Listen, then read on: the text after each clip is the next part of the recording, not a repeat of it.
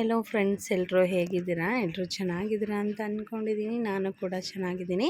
ಇದು ವರಮಹಾಲಕ್ಷ್ಮಿ ಹಬ್ಬದ ವ್ಲಾಗ್ ಆಗಿರುತ್ತೆ. ವರಮಹಾಲಕ್ಷ್ಮಿ ಹಬ್ಬಕ್ಕೆ ಚಕ್ಲಿ ಮತ್ತು ಉಂಡೆ, ಒಬ್ಬಟ್ಟು ಇಷ್ಟನ್ನು ಮಾಡ್ತಾಯಿದ್ದೀನಿ. ಇಲ್ಲಿ ಚಕ್ಲಿನ ಉಂಡೆ ಮಾಡಿದ್ದಾಯಿತು, ಮಧ್ಯಾಹ್ನನೇ ಚಕ್ಲಿನ ಮಾಡ್ತಾಯಿದ್ದೀನಿ. ಚಕ್ಲಿ ಮಾಡೋದಕ್ಕೆ ಸ್ವಲ್ಪ ಅಕ್ಕಿ ಹಿಟ್ಟು, ಹಾಗೆ ಉದ್ದಿನಬೇಳೆ, ಕಡಲೆಬೇಳೆನ ಸ್ವಲ್ಪ ಫ್ರೈ ಮಾಡಿ ಹಾಕ್ಕೊಂಡಿದ್ದೀನಿ. ಹಾಗೆ ಹುರಿಗಡಲೆ ಕೂಡ ಸೇರಿಸಿದ್ದೀನಿ. ಉಪ್ಪು ಮತ್ತು ಅಜ್ಕಾರದ ಪುಡಿ, ಅಜ್ವೈನ ಇಷ್ಟನ್ನು ಹಾಕ್ಕೊಂಡು ಚೆನ್ನಾಗಿ ಕಲಿಸ್ಕೊಂಡು ಚಕ್ಲಿನ ಹೊತ್ತಿ ಕರಿತಾ ಇದ್ದೀನಿ. ನೋಡ್ತಾ ಇರ್ಬೋದು ಚಕ್ಲಿ ಎಷ್ಟು ಚೆನ್ನಾಗಿ ಬಂದಿದೆ ಅಂತ. ಹಾಗೆ ಇಲ್ಲಿ ಒಬ್ಬಟ್ಟು ಮಾಡಲಿಕ್ಕೆ ಅಂತ ಬೇಳೆ ಕೂಡ ಬೇಯಲಿಕ್ಕೆ ಇಟ್ಟಿದ್ದೀನಿ. ಬೇಳೆ ಕೂಡ ಬೆಂದಿದೆ. ಇದೆಲ್ಲನೂ ಕೂಡ ರೆಡಿ ಮಾಡಿ ಇಟ್ಕೊಳ್ತೀನಿ. ಇದು ಹಬ್ಬದ ದಿನದ ವ್ಲಾಗ್ ಆಗಿರುತ್ತೆ. ಹಬ್ಬಕ್ಕೆ ಎಲ್ಲನೂ ಕೂಡ ರಾತ್ರಿನೇ ರೆಡಿ ಮಾಡಿ ಇಟ್ಕೊಂಡಿದ್ದೆ.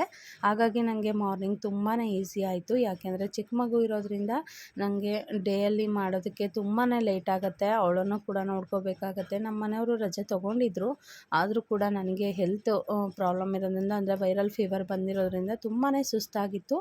ಹಾಗಾಗಿ ಎಲ್ಲನೂ ಕೂಡ ಒಟ್ಟೊಟ್ಟಿಗೆ ಮಾಡೋದಕ್ಕೆ ಆಗೋದಿಲ್ಲ ಅಂತ ಹೇಳಿ ನಾನು ಹಿಂದಿನ ದಿವಸನೇ ಎಲ್ಲನೂ ಕೂಡ ರೆಡಿ ಮಾಡಿ ಇಟ್ಕೊಂಡಿದ್ದೆ. ಕಳಶ ಮಾತ್ರ ಇವತ್ತು ಕೂರಿಸು, ಅಂದರೆ ವರಮಹಾಲಕ್ಷ್ಮಿ ಹಬ್ಬದ ದಿವಸನೇ ಕೂರಿಸ್ಬಿಟ್ಟು ನಾನು ಪೂಜೆನ ಮಾಡಿದ್ದು.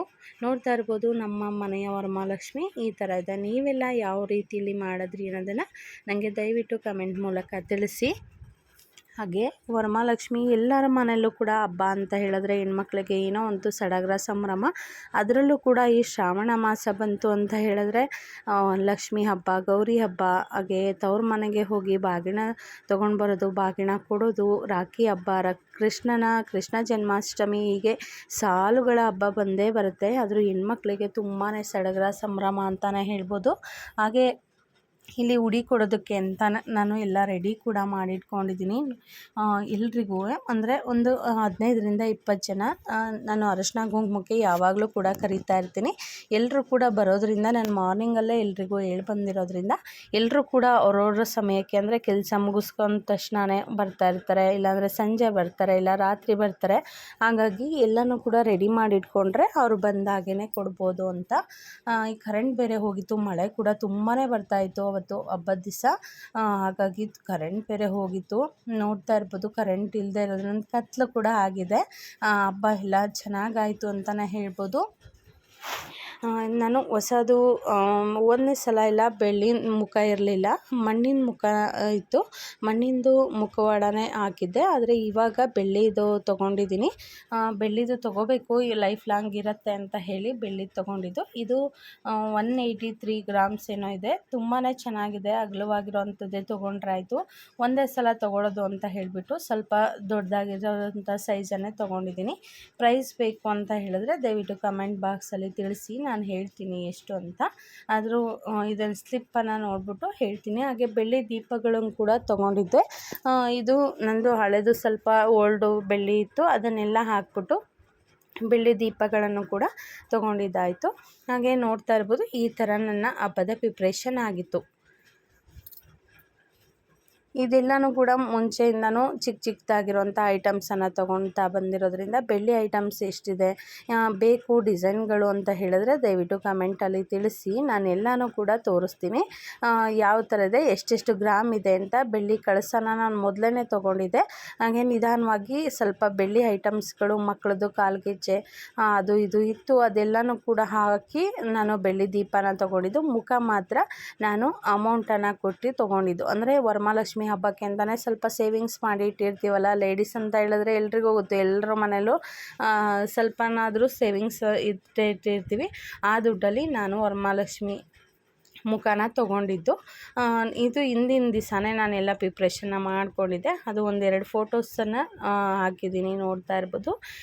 ಇದು ಈ ಥರ ಪ್ರಿಪ್ರೇಷನನ್ನು ಮಾಡ್ಕೊಂಡಿದ್ದು. ನನಗೆ ಕೈಯೆಲ್ಲ ಸಿಗಲಿಲ್ಲ. ಇಲ್ಲಿ ಕೈಯೆಲ್ಲ ಸಿಕ್ಕಿದ್ರೆ ಇನ್ನೂ ತುಂಬ ಚೆನ್ನಾಗಿ ಕಾಣಿಸ್ತಾ ಇತ್ತು. ಅದರಲ್ಲೇ ಹಸಿರು ಬಟ್ಟೆಯಲ್ಲಿ ಕೈಯನ್ನು ಮಾಡಿಬಿಟ್ಟು ಬಳೆನ ಎಲ್ಲ ಇಟ್ಟಿದ್ದೀನಿ. ಈ ಥರ ಇತ್ತು ನಮ್ಮ ವರಮಹಾಲಕ್ಷ್ಮಿ ಹಬ್ಬ. ವರಮಹಾಲಕ್ಷ್ಮಿ ಹಬ್ಬ ಹಾಗೆ ತಿರುಗಿ ದಿವಸ ನಾನು ಯಾರಾದರೂ ತುಂಬ ಬಡವರು, ನಿರ್ಗತಿಕರು ಇರ್ತಾರಲ್ಲ ಅಂಥವರಿಗೆ ಸೀರೆ, ಹಣ್ಣು, ಹೂವು, ಅರಿಶಿನ ಕುಂಕುಮ, ಬಳೆ ಈ ಥರ ಕೊಡೋ ಒಂದು ವಾಡಿಕೆನ ಬೆಳೆಸ್ಕೋಬೇಕು ಅಂತ ಹೇಳಿ ಅದನ್ನು ನನ್ನ ಮನಸ್ಸಲ್ಲಿ ತುಂಬಾ ಯಾವಾಗಲೂ ಇತ್ತು. ಎಲ್ರಿಗೂ ಕೊಡ್ತೀವಿ, ಅಂಥವರಿಗೆ ಒಬ್ಬರಿಗೆ ಇಬ್ಬರಿಗೆ ಕೊಡೋದ್ರಿಂದ ಮನಸ್ಸಿಗೆ ಏನೋ ಒಂಥರ ಸಮಾಧಾನ ಆಗುತ್ತೆ ಅಂತ ಅಂಥವರಿಗೆ ಕೊಡಬೇಕು ಅಂತ ಅಂದ್ಕೊಂಡು ಅಂಥವರಿಗೆ ನಾನು ಹೋಗಿ ಅರಿಶಿನ ಕುಂಕುಮ ಬಳೆ ಸೀರೆ ಹೊಸ ಸೀರೆನ ತಗೊಂಡೋಗಿ ಅವರಿಗೆ ಕೊಟ್ಟಿದ್ವಿ. ಅವರು ತುಂಬ ಮಳೆ ಬಂದಿರೋದ್ರಿಂದ ಮನೆ ಕೂಡ ಇರಲಿಲ್ಲ. ನಿಜವಾಗ್ಲೂ ತುಂಬಾ ಬೇಜಾರಾಯಿತು. ಹಬ್ಬ ಮಾಡಿದ ಖುಷಿ ಒಂದು ಕಡೆ ಇದ್ದರೆ ಅಂಥವ್ರಿಗೆ ಹೆಲ್ಪ್ ಮಾಡಿ ಇನ್ನೊಂದು ಕಡೆ ತುಂಬ ಕಣ್ಣೀರು ಹಾಕಿ ಬಂದಿದ್ದಾಯಿತು ಅಂತಲೇ ಹೇಳ್ಬೋದು. ನಿಜವಾಗ್ಲೂ 3 ಜನ ಹೆಣ್ಮಕ್ಳಿದ್ರು ಅವರಿಗೆ.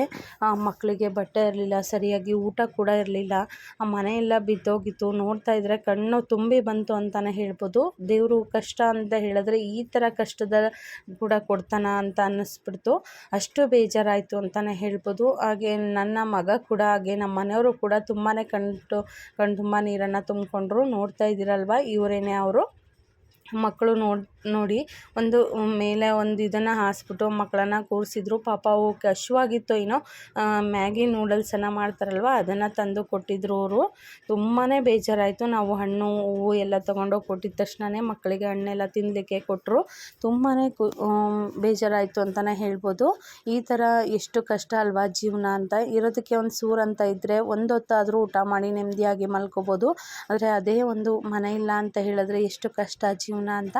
ಹಾಗೆ ಈ ವಿಡಿಯೋ ಯಾರಿಗೆಲ್ಲ ಇಷ್ಟ ಆಗಿದೆ ದಯವಿಟ್ಟು ಲೈಕ್ ಮಾಡಿ, ಶೇರ್ ಮಾಡಿ, ನನ್ನ ಚಾನಲ್ನ ಸಬ್ಸ್ಕ್ರೈಬ್ ಮಾಡ್ಕೊಳ್ಳಿ, ಸಪೋರ್ಟ್ ಮಾಡಿ. ಹಾಗೆ ಇನ್ನೂ ಹೆಚ್ಚೆಚ್ಚು ಬಡವರಿಗೆ ನಮ್ಮಿಂದ ಹೆಲ್ಪ್ ಮಾಡೋಷ್ಟು ಸಾಧ್ಯವಾದಷ್ಟು ಹೆಲ್ಪ್ ಮಾಡೋಣ.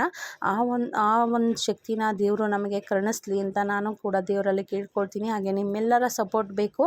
ಇಂತಹ ಸಾವಿರಾರು ಜನಗಳಿಗೆ ನಾವು ಹೆಲ್ಪ್ ಮಾಡೋವಂಥ ಶಕ್ತಿನ ದೇವರು ನಮಗೆ ಕೊಡಲಿ. ಹಾಗೆ ನಿಮ್ಮ ಹೆಲ್ಪ್ ಕೂಡ ನಮಗೆ ತುಂಬಾ ಅಗತ್ಯ ಇದೆ. ಹಾಗಾಗಿ ಎಲ್ಲರೂ ಕೂಡ ಸಹಕರಿಸಿ ನನ್ನ ಚಾನಲ್ನ ಸಬ್ಸ್ಕ್ರೈಬ್ ಮಾಡ್ಕೊಳ್ಳಿ. Thank you for watching.